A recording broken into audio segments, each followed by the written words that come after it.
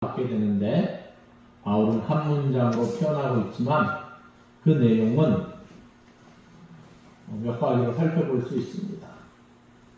우리가 앞부분에서 지난주에는 하나님께서 우리를 자녀로 택하여 주셨다는 택함받은 복에 대해서 함께 나눴고, 오늘 말씀은 7절 말씀에 보면 예수님께서 피 흘려 주셔서 모든 죄를 사해 주셨다는 것을 우리에게 가르쳐 주고 있습니다.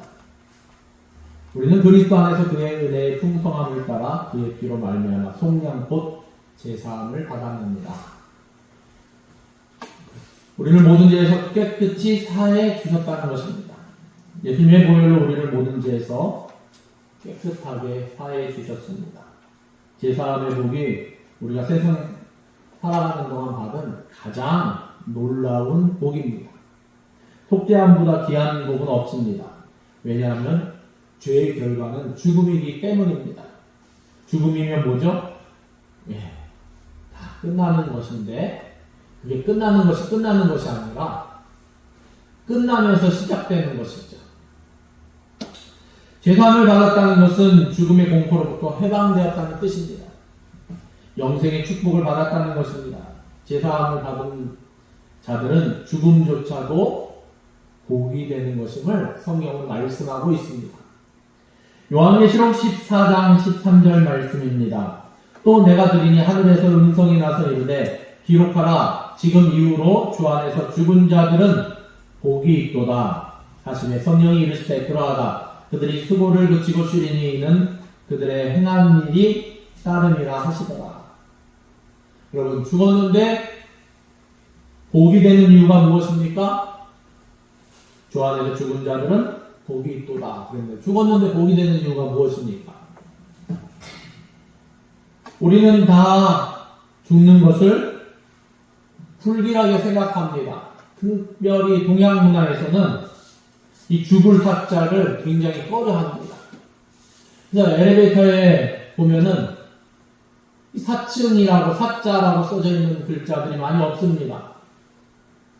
무슨 상관이 있을까 하는데, 상관이 있는지, 교회에 있는 엘리베이터들도 그냥 사자가 없이 F로, 플로어 이렇게 표시하는 것을 볼 수 있습니다. 죽는 것이 싫어서 사자로 쓰는 것 자체를 금기시합니다. 그만큼 죽음을 두려워하는 것입니다. 사막에서 길을 잃은 자들이 사람들이 머물렀던 흔적을 발견해서 마실 물이 있을까 뒤지다가 막 찾다가 가죽 주머니를 발견하고 기대에 부풀려서 물이 있을까? 하면서 열어보았더니 그 안에 보석이 들어있었다고 합니다. 근데 그때 한 말이 무엇인지 아십니까? 아무것도 아니잖아. 죽는 순간에 이르면 보석도 아무것도 아니게 됩니다. 여러분, 죽을 때 무엇이 그 죽음을 복되게 하는 것입니까? 속죄함을 받았다는 사실입니다. 이것이 참된 보석입니다. 천국에 들어갈 자격을 얻는 것입니다. 이것이 예수 믿는 우리가 누리는 가장 큰 축복입니다. 죽음의 문제도 넘어가는 것입니다. 죽음조차 복되게 만드는 것입니다. 예수님께서 이 땅에 오신 가장 큰 이유가 바로 이 죄의 문제를 해결하기 위해서 이 땅에 오셨습니다. 그렇기 때문에 예수님께서 십자가에 달려 우리를 대신해서 죄값을 지불하시고 우리에게 영생의 복을 허락하셨는데, 이것이 바로 제사함의 복입니다. 그래서 죽어도 복되는 자는 오직 하나 예수님의 보혈로 속죄함을 받은 자입니다. 천국문이 활짝 열려 있는 것입니다. 이것이 주님 안에서 제사함을 얻은 자의 행복입니다. 아니, 축복입니다. 그런데 우리가 제사함의 복을 받게 된 원인이 무엇이라고 말씀하고 있습니까? 7절 말씀 다시 한번 읽겠습니다. 우리는 그리스도 안에서 그의 은혜의 풍성함을 따라 그의 피로 말미암아 속량 곧 제사함을 받았느니라. 그리스도 안에서 하나님의 은혜의 풍성함을 따라 주어진 선물입니다. 우리의 의로움의 결과가 아닙니다. 우리의 노력의 결과가 아닙니다. 오직 그리스도 예수 안에서 주신 하나님의 은혜의 풍성함 때문입니다. 이 풍성이라는 표현은 바울이 에베소서에서 자주 사용하는 표현입니다. 에베소서 1장 18절에도 기업의 영광의 풍성함이라고 사용되었고 2장 4절에서도 긍휼의 풍성하신 하나님, 또 2장 7절에서도 은혜의 지극히 풍성함, 그리고 3장에 넘어가면 그 표현은 좀 더 적극적인 표현으로 바뀌는데 3장 8절에 보면 측량할 수 없는 그리스도의 풍성함, 풍성. 그렇습니다. 그리스도 예수 안에서 하나님이 베푸신 은혜는 도저히 측량할 수 없는 것입니다. 인간은 참 머리가 좋아서 그런지 모든 것을 수치화하기 시작했습니다. 이 수학이라는 학문을 통해서 자, 계산해 보십시오 하면서 유튜브에도 뭐 이것저것 많이 나오는데 이 수치로 모든 것을 환산하려 표기하려고 합니다. 인간은 무한히 깊을 것으로 추정되는 저 깊은 가보지도 못한 저 태평양 이 바다 한가운데 그 깊이를 수치로 환산해내고 있습니다. 또 저는 가보지 못했지만 세계에서 가장 높은 에베레스트산 높이도 수치로 표기해 놓습니다. 그러면서 가장 높은 산이다 이야기를 합니다. 또 그 정도는 어떻게 보면 약답니다. 지구에서 달까지의 거리까지 또 그 수치로 표현합니다. 이만큼의 거리. 지구에서 태양까지의 거리도 마찬가지입니다. 어떻게 보면 인간의 지혜와 능력은 대단해 보입니다. 그런데 세상의 모든 것을 다 수치를 통해서 환산할 수 있지만 수치로 환산할 수 없을 만큼 크고 놀라운 것이 있는데 그것이 바로 오늘 말씀 속에 등장하는 하나님의 은혜의 풍성하심입니다. 우리가 하나님의 은혜의 풍성함을 수치로 표현할 수 없습니다. 이 하나님의 사랑 때문에 오늘 우리가 아무 복도 없지만 제사함의 복을 누리게 되었습니다. 로마서 5장 8절 말씀을 우리에게 말씀하십니다. 우리가 아직 죄인 되었을 때 그리스도께서 우리를 위하여 죽으심으로 하나님께서 우리에 대한 자기의 사랑을 확증하셨느니라. 나를 향한 하나님의 은혜의 풍성함을 늘 기억하고 감사하는 하나님의 사람들 되시기를 바랍니다. 그러면 우리를 향한 하나님의 은혜의 풍성함은 구체적으로 어떻게 현실화되고 있습니까? 우리를 그리스도 안에서 그의 은혜의 풍성함을 따라 그의 피로 말미암아 속량 곧 제사함을 받았느니라 말씀하셨는데 바로 독생자 예수 그리스도를 주셨습니다. 그리고 인간의 낮은 몸을 입게 하셨습니다. 그리고 우리 인간들의 죄의 짐을 대신 지게 하셨습니다. 그리고 그 죄의 짐 때문에 십자가에서 피 흘려 대신 죽게 하셨습니다. 히브리서 9장 22절에 보면 율법을 따라 거의 모든 물건이 피로써 정결하게 되나니 피 흘림이 없은즉 사함이 없느니라 말씀하고 있습니다.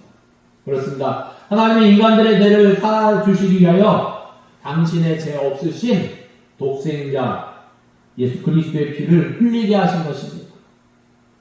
베드로전서 1장 18절에도 너희가 알거니와 너희 조상이 물려준 헛된 행실에서 대속함을 받은 것은 은이나 금같이 없어질 것으로 된 것이 아니요 오직 흠없고 정없는 어린 양 같은 그리스도의 보배로운 피로 된 것이니라 말씀하고 있습니다. 그리하여 그의 피로 말미암아 그를 믿는 모든 자의 죄가 사여질 뿐만 아니라 그의 피로 말미암아 원수되었던 모든 관계가 회복되는 역사가 일어나게 된 것입니다. 그래서 10절 말씀을 보면 우리 10절 말씀 같이 읽겠습니다. 시작! 하늘에 있는 것이나 땅에 있는 것이 다 그리스도 안에서 통일되게 하려 하심이라. 아멘. 여기서 통일은 무엇입니까? 네, 화해를 이루는 것을 뜻합니다. 인간이 하나님과 멀어짐으로 통해서 하나님과 멀어지는 것이 바로 죄지요. 멀어짐을 통해서 하나님과의 관계가 깨지고 수직적인 하나님과의 관계가 깨졌을 때 인간과 다른 피조물과의 관계도 깨지게 되었습니다. 화해가 깨졌다는 것이죠. 관계가 깨졌다는 것입니다. 그러나 하나님과의 관계가 회복됨으로 모든 관계가 회복될 수 있는 것입니다. 그의 피로 이루고자 하는 궁극적인 목적은 하늘과 땅에 있는 모든 것들의 화해를 이뤘다는 것입니다. 죄의 문제가 해결되면 하나님과의 관계도 회복되고 세상 안의 모든 관계, 곧 인간 간의 관계도 회복되고 또 만물 간의 관계도 회복되는 것입니다. 우리 인간이 죄를 졌는데 성경은 자연이 저주를 받았다고 말씀하고 있습니다. 그렇기 때문에 궁극적으로 에덴의 회복이 일어나는 것입니다. 그런데 문제는 인간은 저절로 이 그리스도 예수 안에 나타난 하나님의 풍성한 은혜를 깨닫지 못하는 데 있습니다.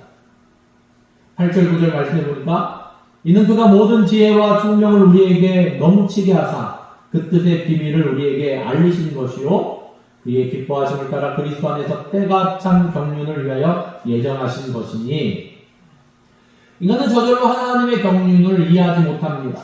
그래서 이것을 비밀이라고 표현합니다. 그러나 하나님은 우리에게 그 뜻의 비밀을 알리시기를 원하십니다. 하나님은 우리 모두가 그 비밀을 알고 깨닫기를 원하십니다. 모든 이가 구원에 이르기를 원하십니다. 그래야 그 비밀을 깨달을 만한 오늘 말씀해 보니까 모든 지혜와 총명을 넘치게 하십니다. 사랑하는 성도 여러분, 우리의 믿음은 우리의 세상 지식에서 온 것이 아닙니다. 우리의 믿음은 우리의 지혜와 지식에서 나온 학문적 결과가 아닙니다. 우리의 믿음은 내가 무슨 애를 써서 노력해서 얻은 결과물이 아니라는 것입니다. 하나님께서 주시는 지혜와 총명이 우리를 믿음으로 이끄는 것입니다. 저와 여러분이 하나님의 뜻을 더욱 분별하고 이해할 수 있는 지혜와 총명을 더욱 사모하시기 바랍니다.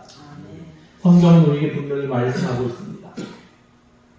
하나님의 말씀은 구원에 이르게 하는 지혜가 있다고 말씀하십니다. 이 지혜와 총명으로 이게 넘치게 하사 그렇게 말씀하셨는데 바로 하나님의 말씀의 풍성함이 우리를 구원으로 우리를 이끄는 것입니다. 사랑하는 성도 여러분, 참된 보물은 제3의 은혜를 깨닫는 것입니다. 하나님께서 그리스도 예수 안에서 그 은혜의 풍성함을 따라 우리에게 주신 놀라운 축복입니다. 우리를 넘치도록 사랑하셔서 이 당신의 독생자 예수 그리스도를 대신 피 흘리게 하셨습니다. 그러므로 우리의 죄값을 대신 속량하시게 하셨습니다. 속죄의 은혜를 주셨습니다. 그리고 우리에게 지혜와 총명을 주셔서 믿음을 받아들이게 하셨습니다. 저와 여러분이 예수 믿고 받은 가장 큰 복, 우리의 모든 죄가 다 씻음을 받은 놀라운 은혜를 항상 기억하며 감사하며 그 은혜를 찬송하며 또 그 은혜를 마음껏 나누며 자랑하며 선포할 수 있는 저와 여러분 되시기를 예수님의 이름으로 축원합니다. 기도하겠습니다. 하나님 감사합니다. 하나님, 우리가 제사함의 복을 받았는데 이것은 너무나 엄청난 것인데 우리는 너무나 덤덤하게 모든 것을 받아들이고 있을 때가 있습니다. 하나님, 처음에는 그러지 않았는데 처음 가졌던 그 마음, 그 행함, 그 감격 우리가 항상 잊지 않게 하시고 하나님 받은 은혜를 까먹지 않게 하시고 그것을 잘 지키고 또 그것을 또 나눔으로 은혜가 배가 되게 하시고 하나님 보이는 은혜가 아니라 흐르는 은혜 그 가운데 하나님의 이 축복도 마음껏 누릴 수 있도록 이 제사함의 축복을 하나님 우리가 누릴 수 있도록 진정으로 깨닫고 우리가 하나님을 찬양하며 하나님을 경배하며 설 수 있도록 하나님 우리를 다스려 주시옵소서. 주님께서 우리 가운데 함께하여 주실 것을 간절히 간구하며 예수님의 이름으로 기도드립니다. 아멘.